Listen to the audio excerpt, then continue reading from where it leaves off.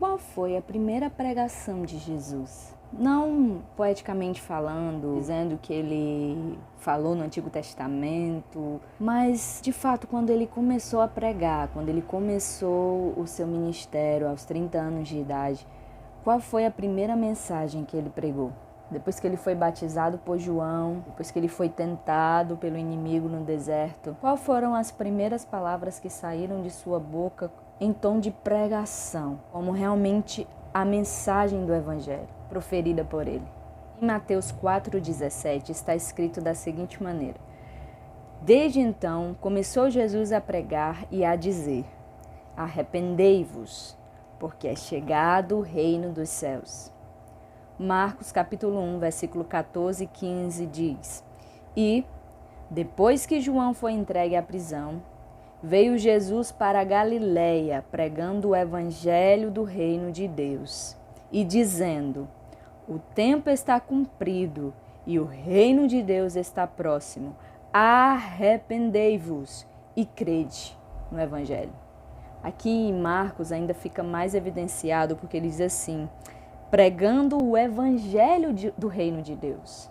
O evangelho do reino de Deus. E qual era esse evangelho? Ele continua: o tempo está cumprido e o reino de Deus está próximo. Arrependei-vos e crede no evangelho. Então a primeira mensagem que Jesus pregou foi arrependimento. Quando Marcos vai dizer que ele começou seu ministério e ele disse que começou a pregar o evangelho, ele diz o que ele pregou. E foi justamente isso. O reino de Deus está próximo, por isso arrependei-vos. Então, desde o começo, a mensagem central do evangelho foi o arrependimento. E eu sinceramente não sei dizer quando foi que isso mudou, ou qual é a Bíblia que as pessoas estão usando para dizer que o arrependimento não é a mensagem central do evangelho de Cristo. Porque as pessoas costumam dizer que Jesus andava com pessoas erradas, mas na verdade ele transformava essas pessoas. Ele fazia uma mudança na vida delas. E sempre que ele realizava uma cura, um milagre, ele dizia: vá e não peques mais. Quando ele curou aquele paralítico do tanque de Betesda, ele enfatizou ainda mais, dizendo: vá e não peques mais, para que não te suceda coisa pior. Quando Nicodemos vai se encontrar com ele à noite, querendo saber o que era necessário para herdar a vida eterna, ele é muito enfático, ele é muito taxativo para dizer para Nicodemos: olha, necessário é que você nasça de novo, Nicodemos.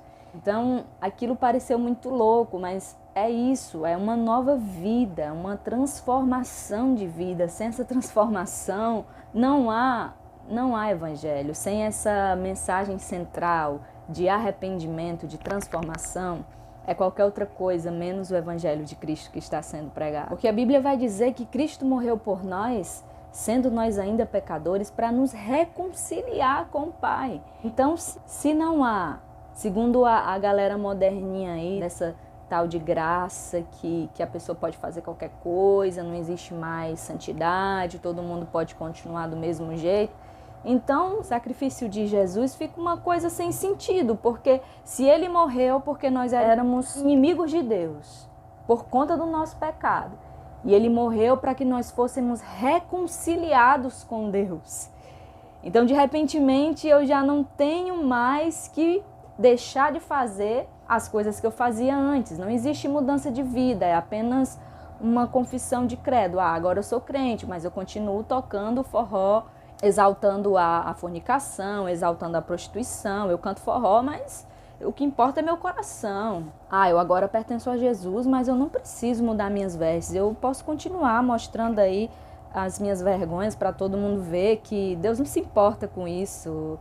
Deus não se importa se eu mostro o meu corpo, o que importa é o meu coração. Então, se nada mais é pecado, irmãos, não é para ter essa mudança de vida, de como você era antes de servir a Jesus e como você passou a ser, então todo esse sacrifício de Jesus fica nulo e sem efeito, não faz mais sentido algum. Afinal de contas, por que foi que Cristo morreu? Se nada mais é pecado, homossexualismo não é pecado, fazer sexo antes do casamento não é mais pecado, se tudo que antes a Bíblia condenava como pecado não é mais pecado, então fica nulo em ser feito o sacrifício de Jesus por nós, visto que ele morreu para que nós fôssemos livres exatamente dessas coisas. Se não precisamos mais nos libertar delas, então fica um evangelho totalmente sem sentido. E não é o evangelho de Cristo. A mesma Bíblia que diz que nada pode nos separar do amor de Deus é a mesma Bíblia que diz que os nossos pecados fazem separação entre nós e Deus.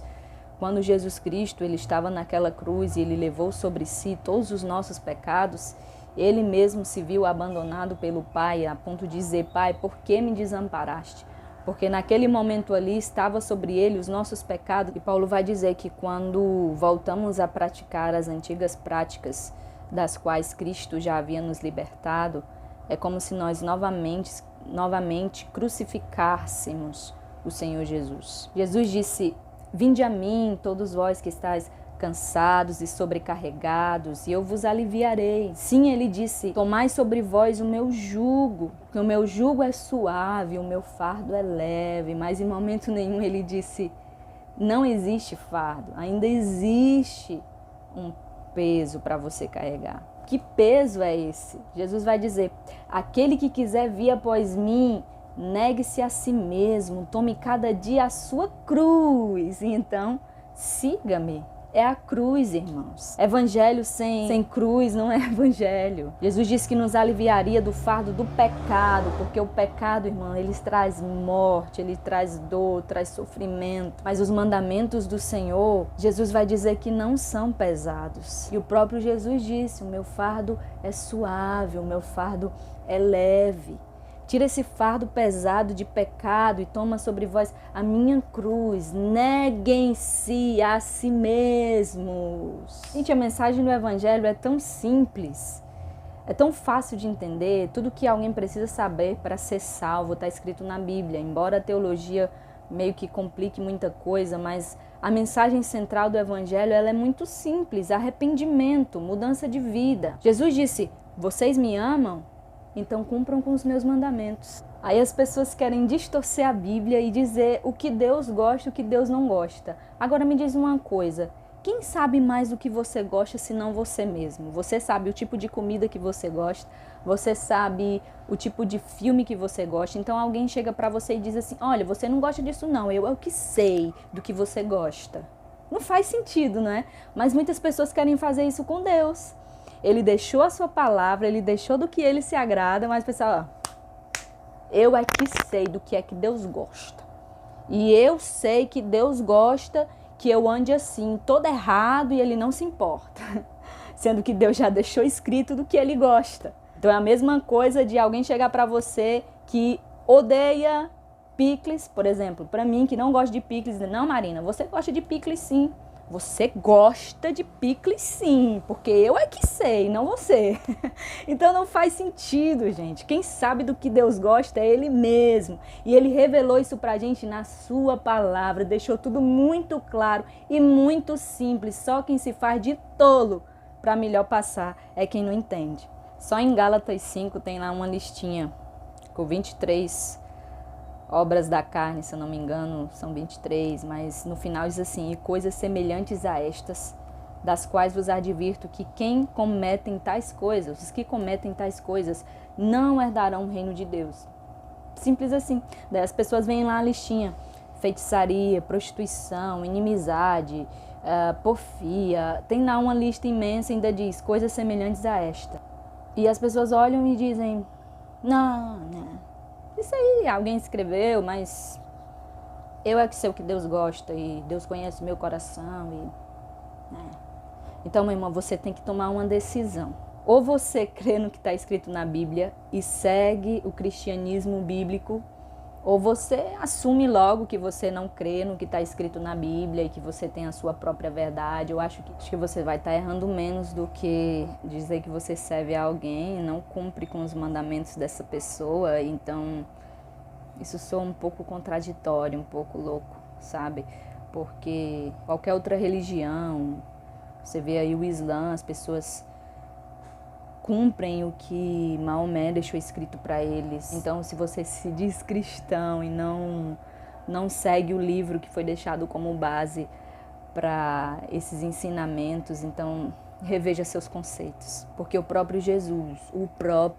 Jesus disse em sua primeira pregação: arrependei-vos.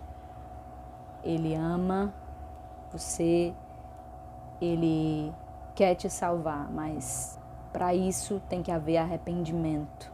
Para isso você tem que deixar suas antigas práticas. E eu espero sinceramente que você que está ouvindo esse vídeo, que talvez tenha sido enganado por esse evangelho coach, esse evangelho light, esse evangelho meia boca, e eu espero que você realmente seja tocado por esse vídeo, que você sinta que para agradar a Jesus tem que fazer o que ele deixou escrito, tem que fazer o que ele ordenou, que é o arrependimento, e é viver uma nova vida. Porque para herdar o reino de Deus, necessário nos é nascermos de novo. Deus abençoe você em Cristo Jesus. Compartilhe esse vídeo com alguém que precisa ouvir essa mensagem e pregue essa mensagem.